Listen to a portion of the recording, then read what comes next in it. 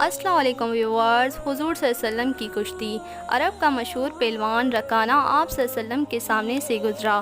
آپ صلی اللہ علیہ وسلم نے اس کو اسلام کی دعوت دی۔ وہ کہنے لگا، اے محمد صلی اللہ علیہ وسلم، اگر آپ مجھ سے کشتی لڑ کر مجھے پچھاڑ دے تو میں آپ کی دعوت اسلام کو قبول کر لوں گا۔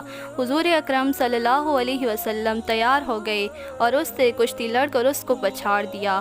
پھر اس نے دوبارہ کشتی لڑنے کی دعوت دی۔ آپ صلی اللہ علیہ وسلم نے دوسری مرتبہ بھی اپنی پیغمبرانہ طاقت سے اس کو زور کے ساتھ زمین پر پٹک دیا۔